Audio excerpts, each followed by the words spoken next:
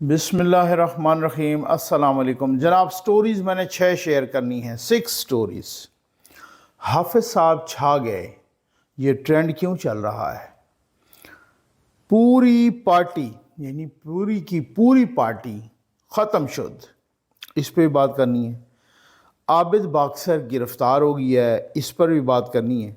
अफ़गानिस्तान ने पाकिस्तान की इमदाद लेने से इनकार क्यों कर दिया है?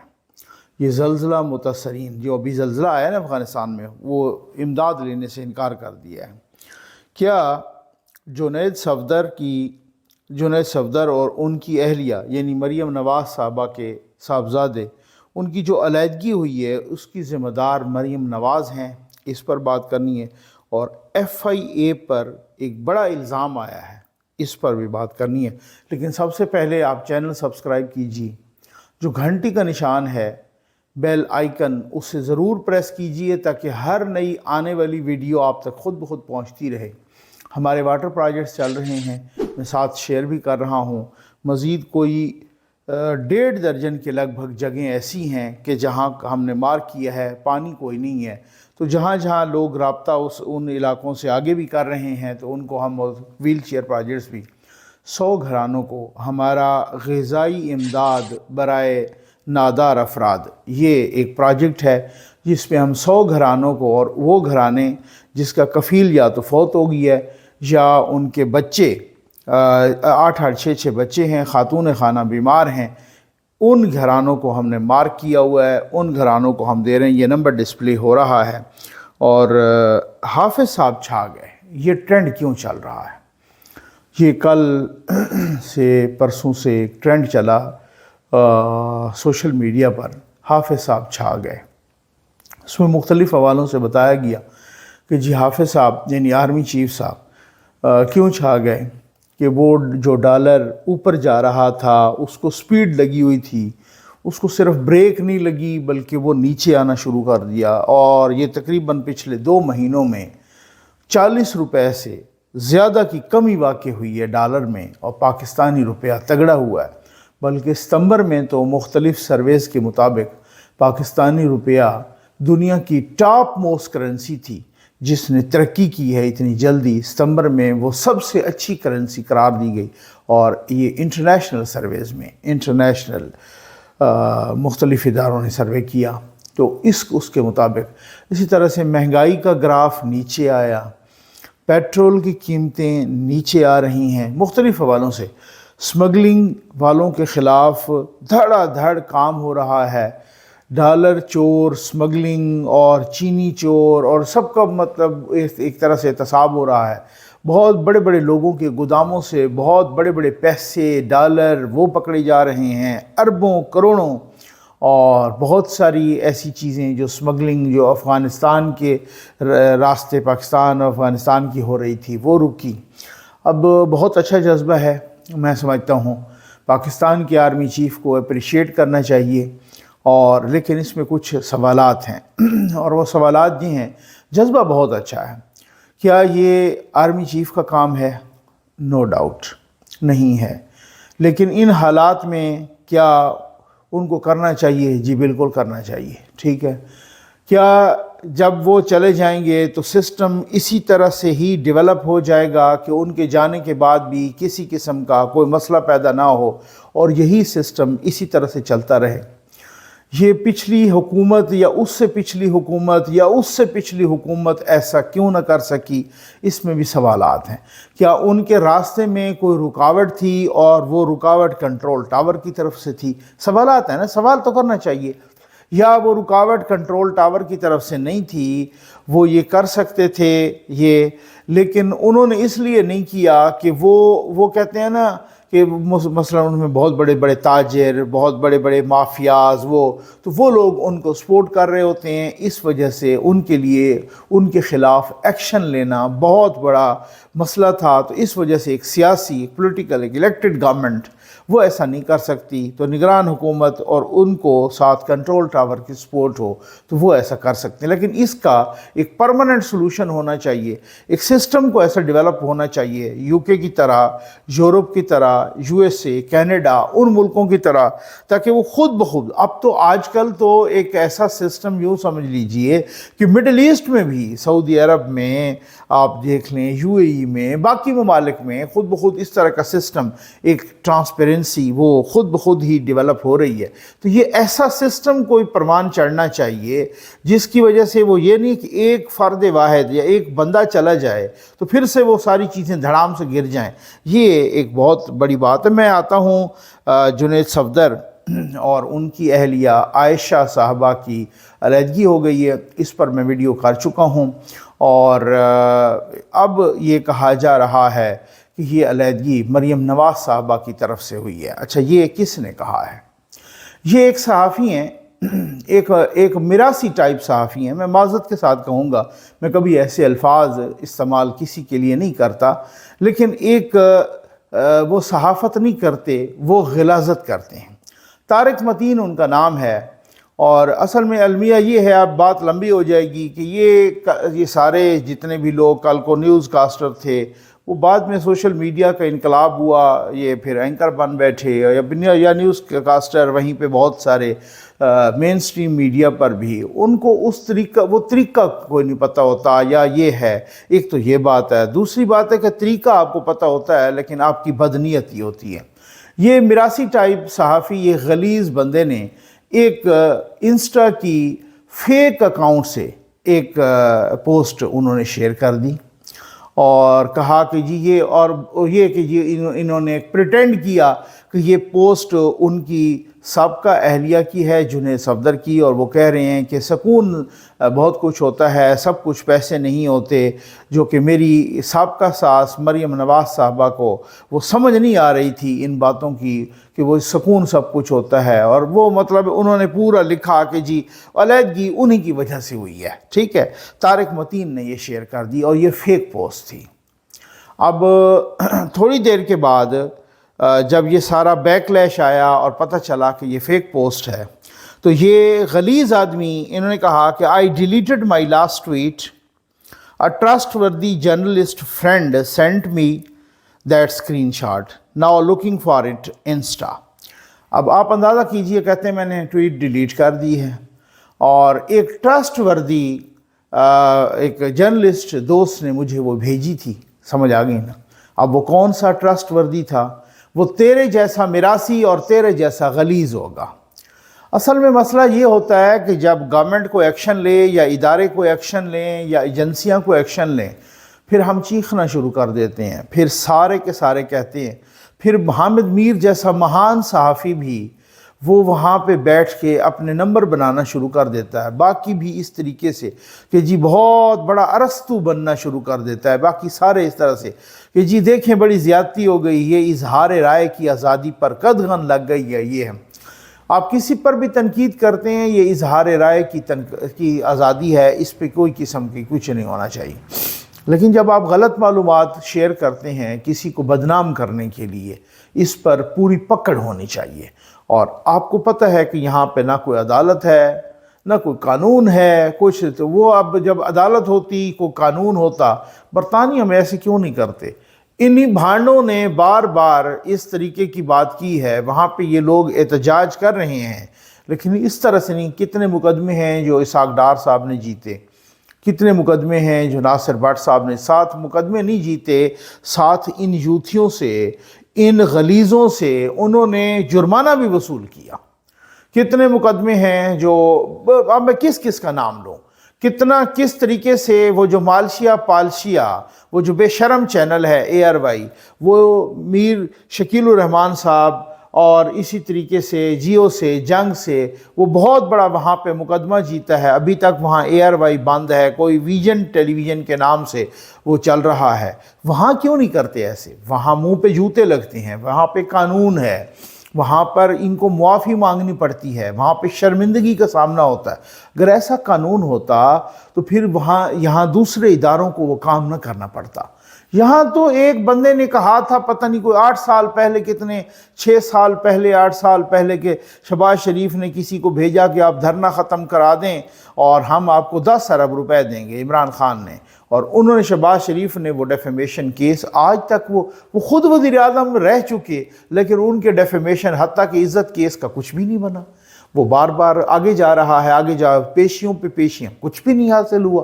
تو یہاں جب عدالتوں اور انصاف کا یہ عالم ہو تو پھر ایسے بھانڈوں کو، ایسے میراثیوں کو، ایسے وہ لوگ جو غلاظت کرتے ہیں، یہ پتہ کیا ہے، یہ جان بوجھ کے کرتے ہیں، یہ غلطی سے نہیں کرتے، یہ اس کی میں آپ کو وجہ بتاتا ہوں۔ تحریک انصاف کا سوشل میڈیا ہے بہت سٹرانگ، اور سوشل میڈیا سٹرانگ ہو نہ ہو، اب سوشل میڈیا ہے، ایسی کوئی بھی نیگیٹو چیز وہ بہت جلدی وائرل ہوتی ہے۔ ہم بطور قوم ایک نیگیٹو چیز کو بہت جلدی وائرل بھی کراتے ہیں، ایکسیپٹ بھی کرتے ہیں، اس پہ توجہ بھی دیتے ہیں۔ پازیٹیو چیز پہ کوئی نہیں توجہ دیتا۔ نیگیٹو چیز اس طرح سے وائرل ہوتی ہے، وہ ہزاروں لوگ اس کو، لاکھوں لوگ دیکھ لیتے ہیں، اس کے بعد یہ ڈیلیٹ کر دیتے ہیں، یہ کہتے ہیں او یہ غلطی ہو گئی، یہ فیک تھی۔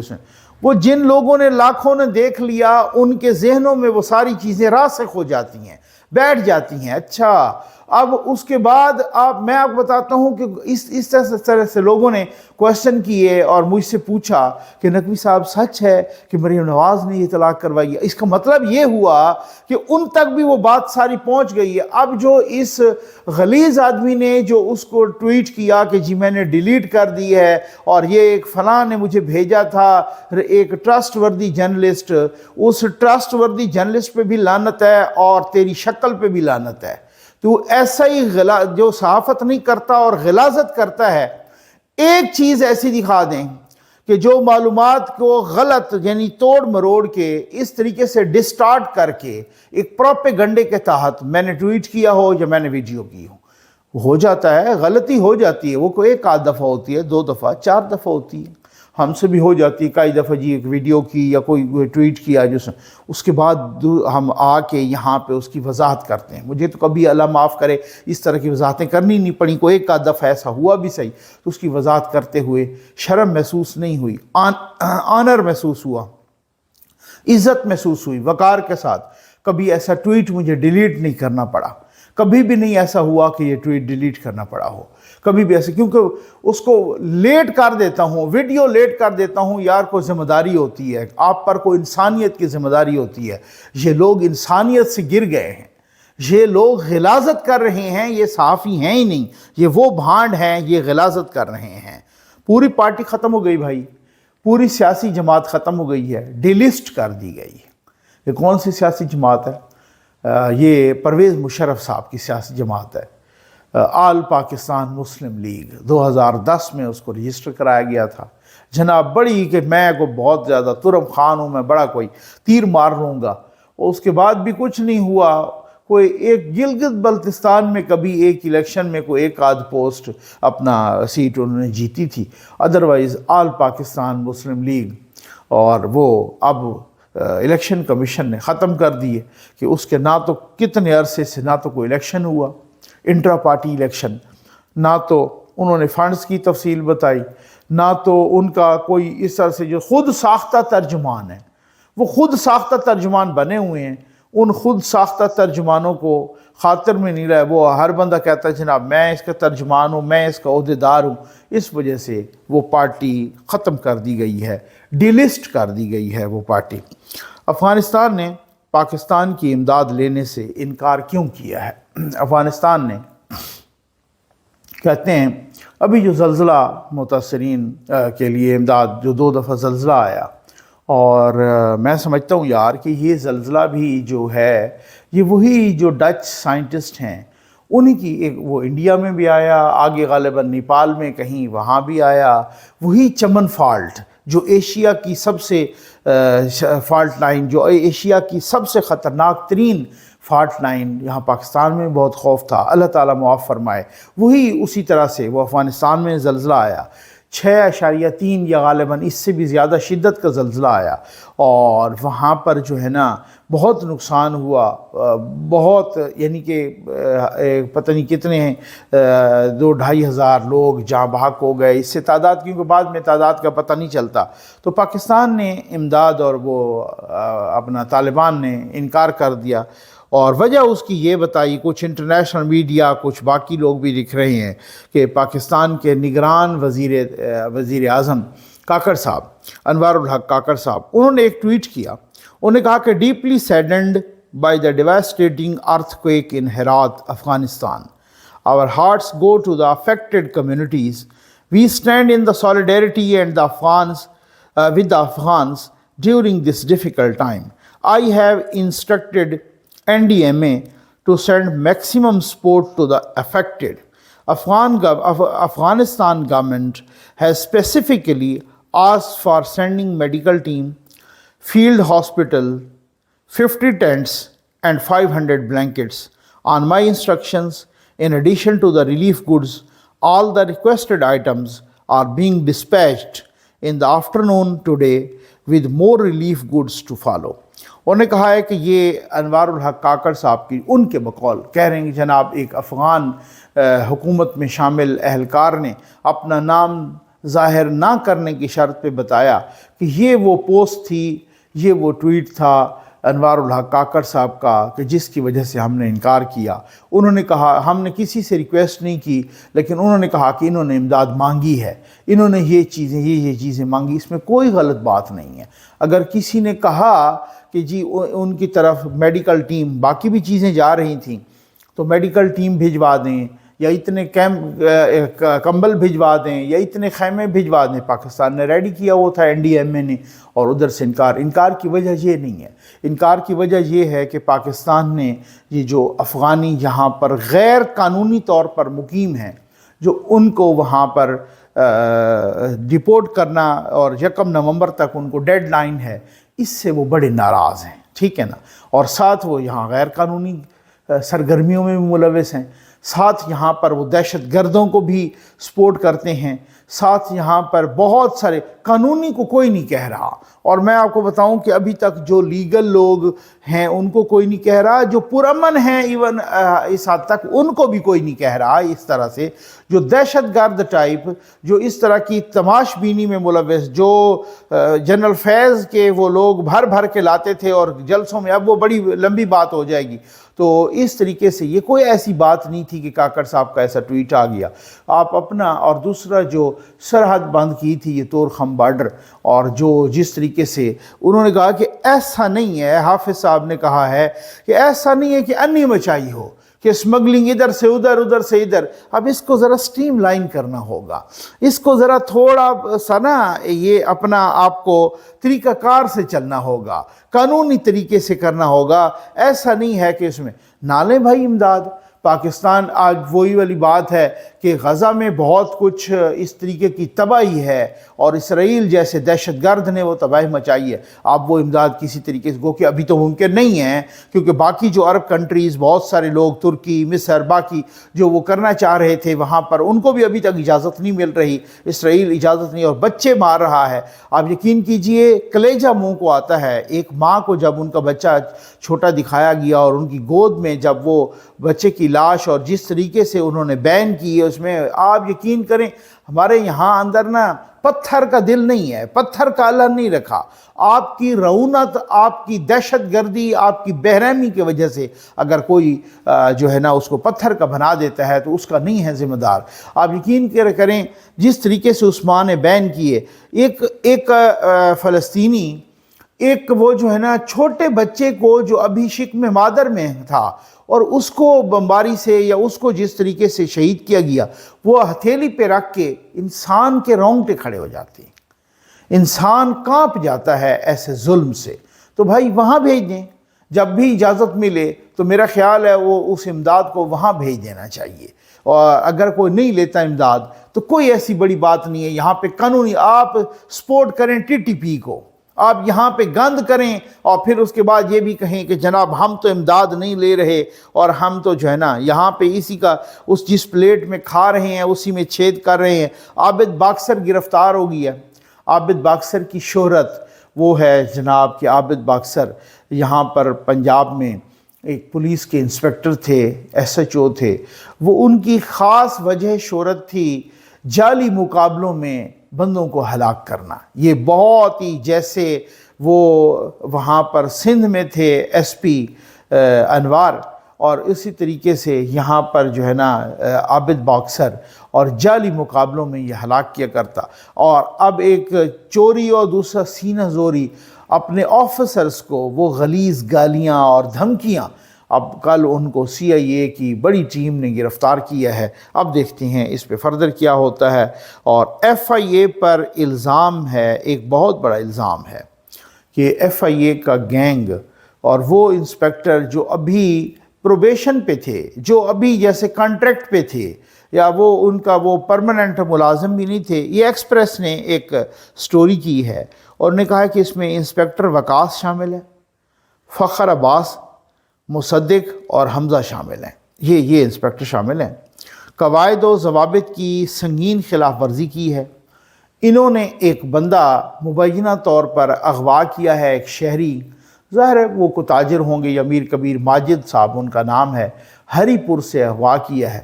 جب یہ اغوا کرنے آئے تو انہوں نے اپنے سینئرز کو بھی اس میں نوٹس میں نہیں لائے، اور ساتھ ہی جو ہے نا، ساتھ ہی یہ یرغمال بنا کے انہیں مختلف جگہوں پر گھماتے رہے، غالباً لاہور میں، اور 3 کروڑ روپیہ انہوں نے تاوان لے لیا۔ 3 کروڑ روپیہ۔ اس دوران کہتے ہیں وہ اپنے کسی اعلیٰ افسر سے بھی رابطے میں تھے۔ بھائی اگر میں کہہ رہا ہوں، ابھی تک اس کی پوری تحقیقات ہونی چاہیے، اور اس سٹوری کے مطابق ابھی تک ان کا بال بیکا بھی کوئی کچھ نہیں کر سکا، اور ان کو اگر ایسے محافظوں نے کرنا ہے تو پھر تو اللہ ہی حافظ ہے بھائی اس ملک کا۔